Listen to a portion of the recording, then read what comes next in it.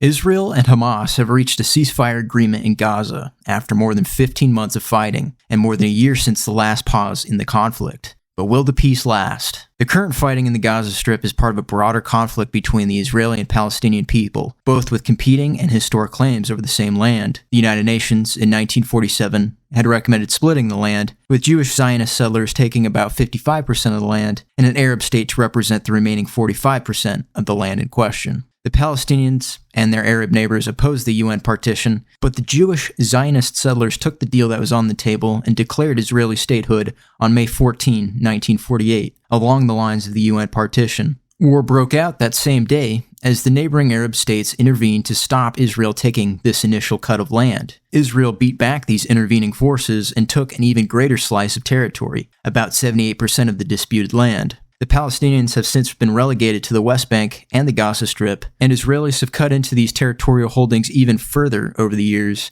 by establishing settlements there. While the Zionist project has resulted in Israeli statehood, Palestinian statehood has remained elusive. The Israeli Likud party, of which the current Prime Minister Benjamin Netanyahu is a member, has at times outright opposed Palestinian statehood. Hamas, which emerged as a political faction within Palestinian society, formed in the 1980s in opposition to the existing arrangement of the land split. Hamas has sporadically fought with Israel ever since. In a September 2023 speech before the United Nations, Netanyahu contended Israel could normalize relations with its Arab neighbors without first recognizing Palestinian statehood. During that same speech, Netanyahu presented maps depicting a singular Jewish state without any similar depiction of an independent Palestinian entity in the Middle East. This UN speech fueled consternation within Palestinian society that their hopes of an eventual state had been cut off. Palestinian ambassador to Germany, Laith Arifa, stated at the time that Netanyahu was, quote, negating Palestine and its people, then attempting to spin the audience with rhetoric about peace in the region, unquote. On October 7, 2023, just over 2 weeks after Netanyahu's speech, Hamas led attacks across southern Israel. The attack took place over the span of several hours. By the time it was over, around 1,200 Israelis had been killed, the majority of whom were civilians or inactive reserve troops. Hamas took around 250 people back to the Gaza Strip as captives. Israel has responded by bombarding the Gaza Strip and sending ground troops to sweep through the territory. Netanyahu set war goals of freeing the captives, eliminating Hamas, and preventing similar groups from holding power in the territory going forward. Hamas has sought to trade their hostages for a ceasefire and the release of Palestinians who have been detained by Israel, many of whom without trial or charge. There came a week-long pause in the fighting in November of 2023, in which Hamas released more than 100 of the hostages in exchange for hundreds of Palestinian detainees. Fighting resumed by December 1st, 2023, and efforts to reach a permanent ceasefire have eluded negotiators since. Israeli forces have managed to recover some of the hostages through military rescue operations over the past year. Israeli forces have recovered the bodies of other hostages in that same time. Some of the hostages have been killed in the course of the fighting. Israeli forces shot and killed 3 of their own hostages while sweeping through Gaza's Shijaya neighborhood on December 15, 2023. Other hostages appear to have been killed by Israeli bombardment of the Strip. Israeli military leaders assessed Hamas fighters executed 6 of their hostages in September as Israeli troops closed in on where they were being held. For months, negotiators have tried to win the release of about 100 remaining hostages. The ceasefire deal, announced this week, purports to finalize the release of these remaining hostages and put an end to the fighting, but many specifics of the deal are left to be determined.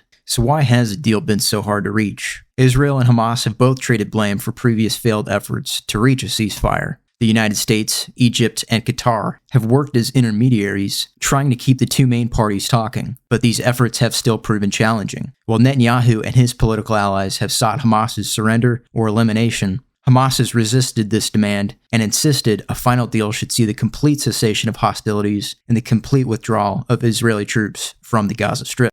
On May 31st, President Joe Biden announced all parties had agreed to a framework for a 3-phase ceasefire that would result in a permanent end to the current conflict. The first phase of the ceasefire, Biden said, would last at least 6 weeks and see, quote, a full and complete ceasefire, a withdrawal of Israeli forces from all populated areas of Gaza, a release of a number of hostages, including women, the elderly, the wounded, in exchange for the release of hundreds of Palestinian prisoners. unquote. Under Phase 1, Israel would also allow up to 600 truckloads of food to reach the Gaza Strip daily. The civilian population of the Gaza Strip has been under near famine conditions throughout the past 15 months of fighting. Biden said Phase 2 is contingent on the success of Phase 1. He said the ceasefire and other Phase 1 terms would hold beyond 6 weeks, as long as both sides remain committed to continue negotiations. In Phase 2, Biden said Hamas would also release all remaining captives, a group consisting of male Israeli soldiers taken as prisoners of war. Biden said under Phase 2, the fighting would end and Israeli forces would withdraw from Gaza. Finally, in the third phase, Biden said a major reconstruction would commence in the Gaza Strip, with the remains of deceased hostages being transferred back to Israel. Biden left unclear many questions about the deal, such as the final disposition of Hamas. While Biden described a full Israeli withdrawal from the Gaza Strip, Israeli leaders have insisted that under the deal, they would retain control over the Philadelphia and Netzarim corridors, which bisect the territory.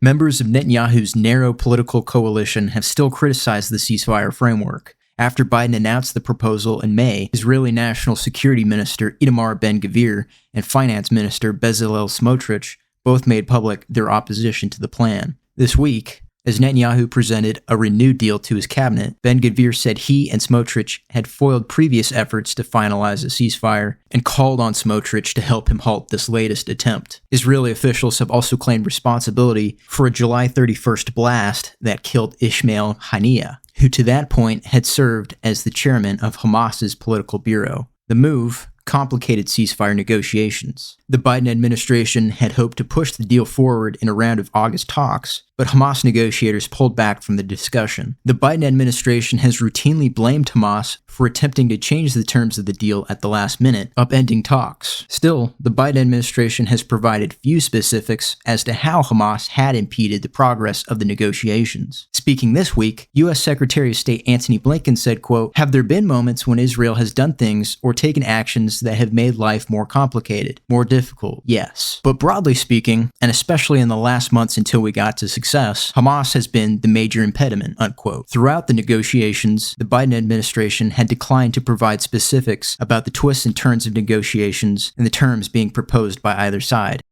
So what's in this deal? Even now, as the deal appears to be ready to move forward, many questions are still unanswered. The Biden administration said the deal announced this week follows the framework that Biden outlined on May 31st, but hasn't specified if any details about the framework have changed in the final arrangement. The finalization of this deal has proven a roller coaster, as some Israeli sources have claimed Hamas threw out last-minute changes concerning the Philadelphia corridor. Hamas officials have denied these claims and insisted they will work to implement the deal. Phase 1 of the ceasefire will see Hamas release 33 captives in exchange for as many as 1,900 Palestinians held by Israel. The Associated Press, citing unnamed sources, has claimed Israeli troops will relinquish control of the Netzarim corridor in the first phase, but keep control over the Philadelphia corridor. The exact final outcome appears to depend on further negotiations. Netanyahu's cabinet approved the deal on Friday, January 17th. The ceasefire is set to begin on Sunday, January 19th.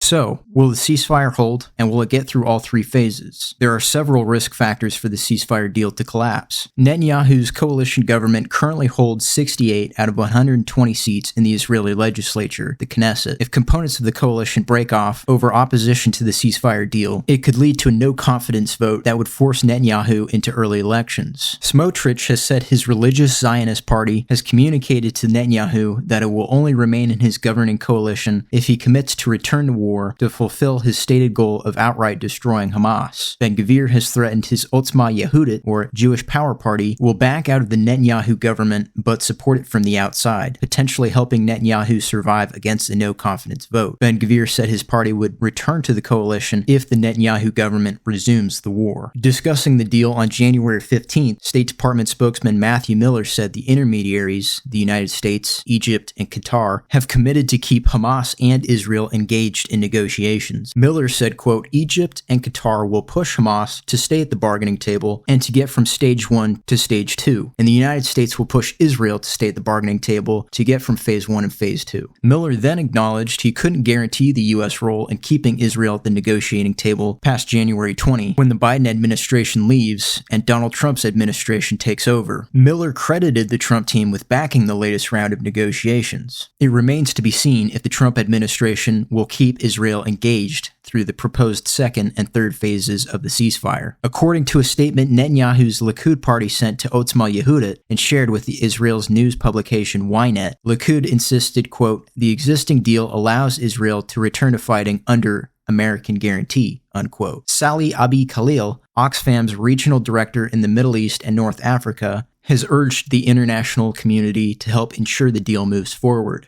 She insisted humanitarian aid should reach the Gaza Strip to avert a famine.